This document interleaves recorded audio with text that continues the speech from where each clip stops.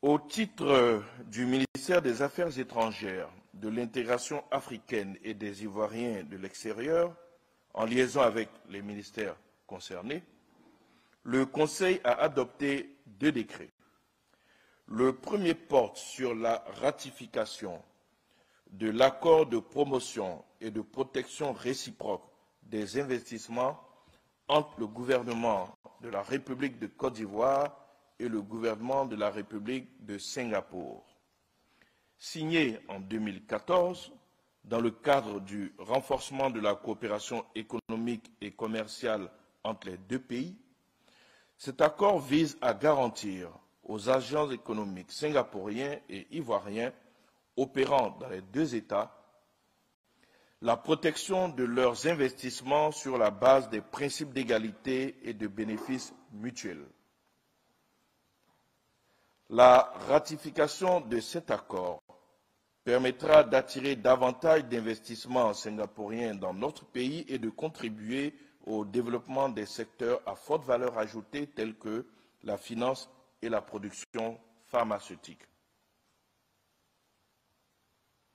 Le deuxième décret, quant à lui, porte sur la ratification de l'accord de prêt d'un montant total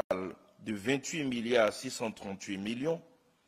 conclu le 12 novembre 2024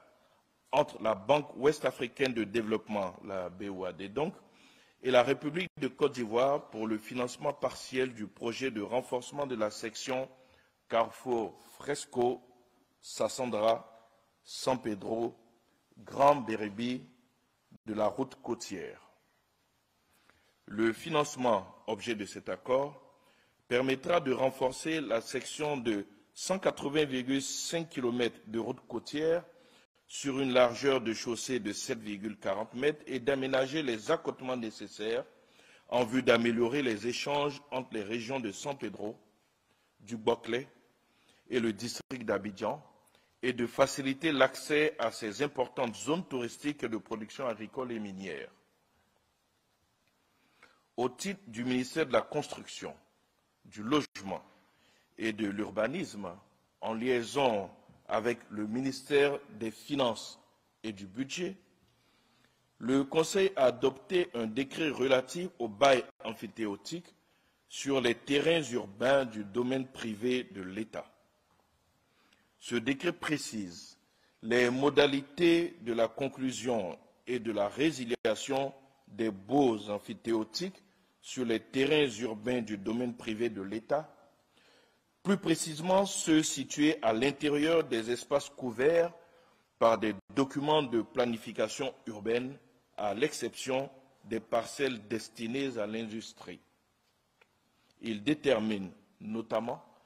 la procédure de formation du contrat de bail emphytéotique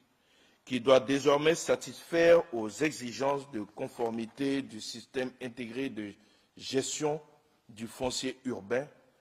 et prévoir les différents cas de résiliation de ce type particulier de contrat par l'administration.